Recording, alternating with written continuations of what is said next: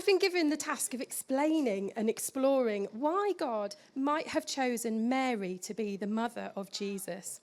So have you ever wondered, out of all the women in the entire world over many, many, many generations, God chose this woman to be the mother of his son? What was it that was so special about Mary? What did God see in her?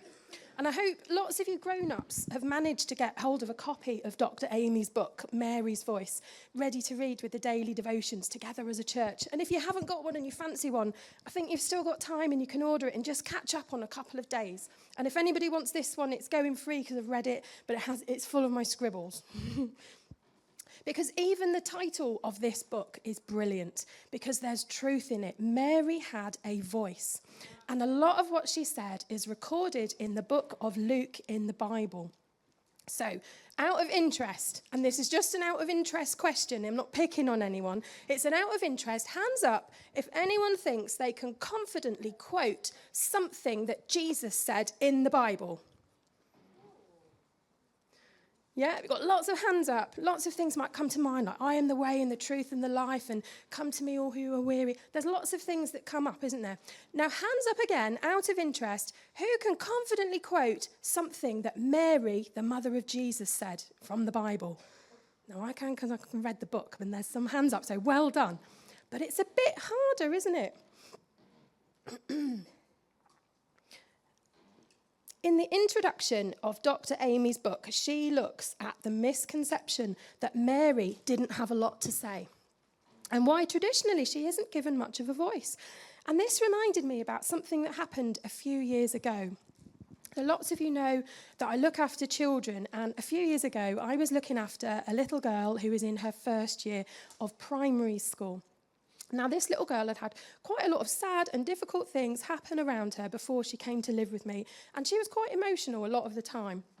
Now, I was picking her up from school as normal one day, and as I got closer to her classroom, I could see her jumping up and down at the classroom door next to her teacher with excitement all over her face, and it just made me so happy to see her so cheerful. And when the doors opened, she came bursting out and rushed up to me saying, Ali, guess what? And this little girl was absolutely made up that she had been selected to play the part of Mary in her school nativity. I was a little bit choked at the time.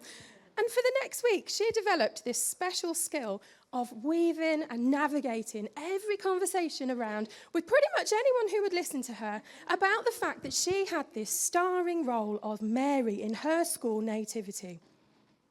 However, it was around a week later that, again, I picked her up from school, but this time I could see that she had the most foul and grumpy face on her that you ever did see. And at home, it came out that that day in class, they had given out the nativity script. Now, looking through this script, my little girl had realised that her starring role was not what she had expected. I don't say anything, she says to me. I'm thinking, oh dear, I wasn't prepared for this. And she says, I don't say anything at all. And as I finished rapidly looking through this script, I realised she was right. No, love, you don't. The star says something. She goes, Noah's the donkey and he's got some lines. The innkeeper says something. Even Amelia says something and she's the camel, the back end. And it was true. Here we had Mary, the mother of Jesus. Jesus, the saviour of the world. Mary, the woman who gave birth to the promised Messiah. And she says nothing. Now, we went quiet for a minute in my kitchen, and I was at this point really struggling to find something that might just give a positive spin on this situation, because I could see that she was really upset and disappointed. And then her little voice pops up. But we can wear glitter, Ali, and sparkles. And so the inspiration for Mary's costume was born, completely unbiblical. Absolutely nothing what Mary would have looked like all those years ago. But but she was the most fabulous and the most dazzling muted Mary you ever did see. Plus, she didn't sit still for the whole thing, not because she couldn't, but because she had realised that the lights were catching her sparkles. And so she was like this the whole time with her head to tell. Now, how many of us went to see that film yesterday, Journey to Bethlehem, at the cinema? Yeah, it's really good fun, wasn't it? It was really good. But again, I'm going to say to you that it was a film, and a lot of that wasn't actually close to what Mary was like, or what the Bible tells us Mary was like. Things were added in, and maybe her reactions and responses, they were just there to make the film really good. It was interesting, and the music was great, but maybe we've got the wrong impression of the kind of person Mary was, because it's what we've grown up with, and it's what we're used to. So, let's look at what the real Mary was like, and for that, we need to open our Bibles. So I'm going to read for us. I don't have fancy slides. I don't know how to do that, so we're going to have to go the old-fashioned way, where you just open up your books or phones, and I'll just read it. So I'm going from Luke chapter 1, verse 26 to verse 33 to start with. And it says this: in the 6th month of Elizabeth's pregnancy, God sent the angel Gabriel to Nazareth, a town in Galilee, to a virgin pledged to be married to a man named Joseph, a descendant of David. The virgin's name was Mary. The angel went to her and said, "Greetings, you who are highly favoured, the Lord is with you." Mary was greatly troubled at his words and wondered what kind of greeting this might be. But the angel said to her, "Do not be afraid, Mary. You have found favour with God. You will conceive and give birth to a son, and you are to call him Jesus. He will be great, and he will be called the Son of the Most High. The Lord God will give him the throne of his father David, and he will reign over Jacob's descendants forever. His kingdom will never end." Right, let's pause there a minute. So we've just met Mary, but that passage got a little bit wordy, didn't it, if we're honest? What does that all mean?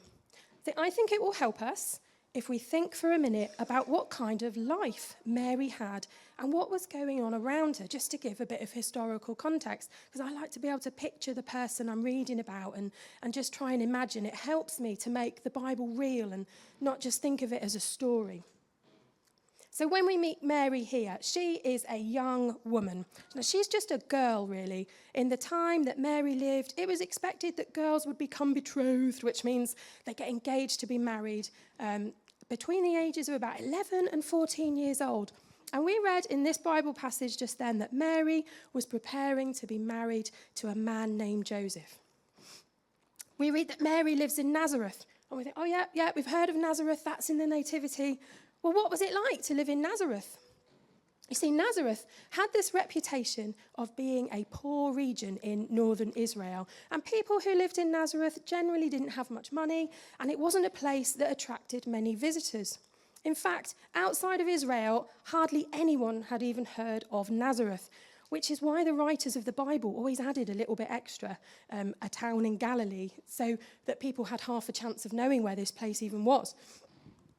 And in addition to this, the place where Mary lived, the country, had been invaded and taken over by the Roman Empire. So she was living in a oppressed and occupied country. And of course, Mary was female. And women 2,000 years ago, they didn't have the same opportunities or roles, responsibilities as men did. And they didn't have much of an influence in society. It's starting to sound a bit bleak. And if you remember our original question, why did God choose Mary to be the mother of Jesus? You might be wondering, what was God thinking here? Because Mary had no wealth. How would she give the Son of God a comfortable upbringing, you might ask? She had no status. She was about to marry a carpenter, and that's useful, but that's not a particularly flashy trade, is it? Mary had no influence as a woman of her time. She was utterly vulnerable in a Roman-occupied country, and she came from Nazareth. You might think for his son, God would choose someone rich, someone who could give his precious child everything that he would ever need in life, so he never went without. You might think that he might choose to place Jesus in a safe and secure country even. Maybe even slot him into a family that's already had kids. So you've got parents who've got half a clue what they're doing. You see, God seems to have gone for all the opposites here when choosing Mary. But God had a plan. And to make sense of this, we need to get back into the Bible, because hundreds of years before Jesus was born, many different prophets made declarations and predictions about specific details, really specific details about when the Messiah would come and what would happen. In a couple of Sundays' time, we've got Pastor James Cartwright. He's going to look into how Jesus fulfilled these prophecies in way more detail than I am. But I'm just skimming through 4 of them to help us out with Mary today. So number 1, prophecies hundreds of years ago declared that the Messiah would be of little reputation. And to be called a Nazarene or a Galilean in those days was something of an insult. But without humble and lowly roots, Jesus wouldn't have easily connected to the people he came to save. But because Mary was from Nazareth, this prophecy makes sense. Number 2, we see Mary engaged to a man whose heritage meant that he had to go to Bethlehem, the city of David, to be counted in Caesar's census. And that would put Mary in Bethlehem at just the right time to give birth to Jesus, just as the prophet Micah predicted. Number 3, by marrying Joseph, Mary's son would be qualified to have the title Son of David. And legally, as his wife, Mary and her son become part of the house of David, and this fulfills another prophecy. Mary was a virgin. We are going to have to go here just for a moment, folks, but just bear with me. It's really important.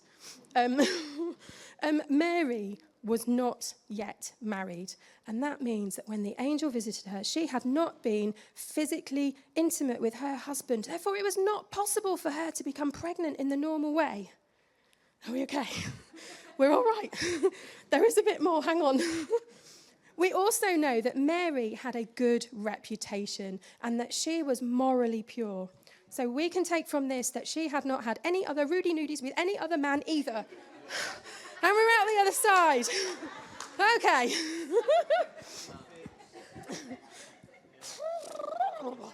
Right, so the prophet Isaiah prophesies this in Isaiah chapter 7, verse 14. Therefore, the Lord himself will give you a sign. Behold, a virgin will be with child and bear a son, and she will call him Emmanuel.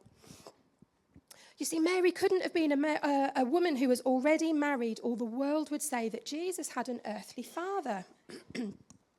Mary was the young woman who would fulfill these prophecies.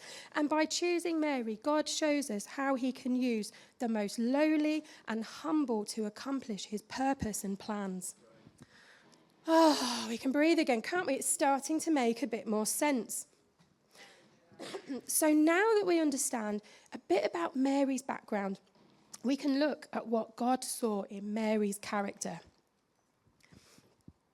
So we can imagine maybe that Mary was living with the excitement that her father had arranged her marriage to Joseph. Perhaps she was excited because she'd heard in the city lots of talk about Joseph being a good man and a kind man and a skilled man as a carpenter. And out of all the other girls in the area, he had chosen her. Soon she would leave her father and belong to him. And then, on an ordinary, mundane day in the life of Mary, everything would change. 1 minute, Mary might be doing her household chores. Maybe she's daydreaming about making a home with Joseph, wondering how many children they might have, what they might look like, what kind of life they're going to build together and share together. When, bam, this angel comes to Mary. Let's get back to our Bible passage now, Luke chapter 1, and we're going to pick off from verse 34, because Mary is about to respond to the angel, and this is when we hear her speak. How will this be, Mary asked the angel, since I am a virgin? The angel answered, the Holy Spirit will come upon you, and the power of the Most High will overshadow you. So the Holy One will be born will be called the Son of God. Even Elizabeth, your relative, is going to have a child in her old age, and she who was said to be unable to conceive is in her 6th month. For no word from God will ever fail. I am the Lord's servant, Mary answered. May your word to me be fulfilled. Then the angel left her. I think you can tell a lot about a person from the words they let come out of their mouth. Now, there's a verse a bit further on in Luke. It's in chapter 6 when Jesus says at the end of verse 45, "For the mouth speaks what the heart is full of." And another version puts it a bit like this. It says, "Out of the overflow of our heart, our mouth speaks." And we see Mary here, and she says, "I am the Lord's servant. May your word to me be fulfilled." You know, wow.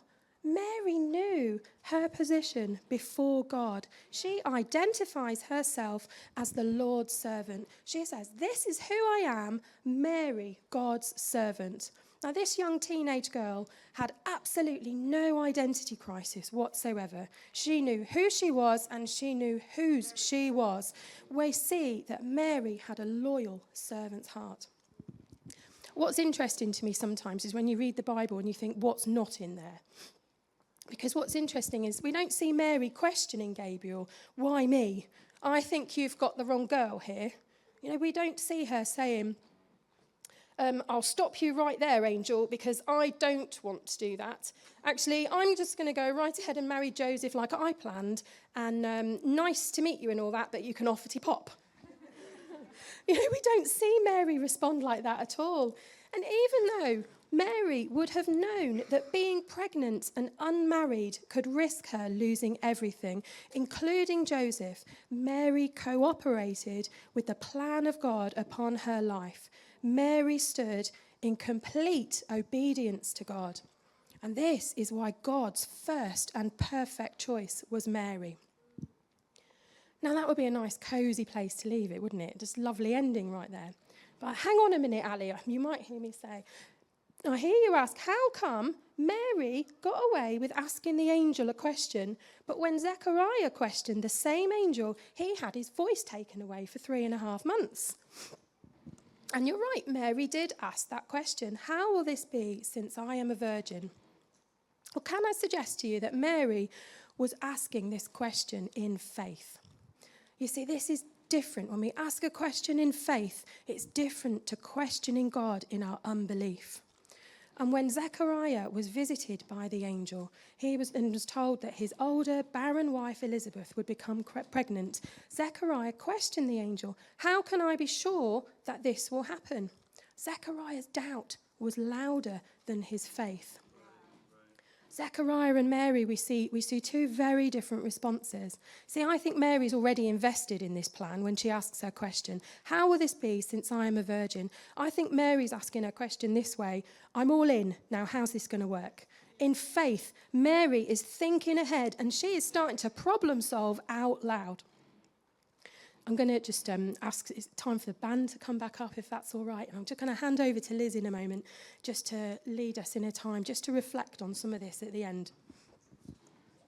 I don't know if you've ever sort of questioned, why something's been placed in front of you to do or wondered aloud, maybe even like I've done before, like volunteered other people for the job in prayer to God. Like, "God, this is really awkward.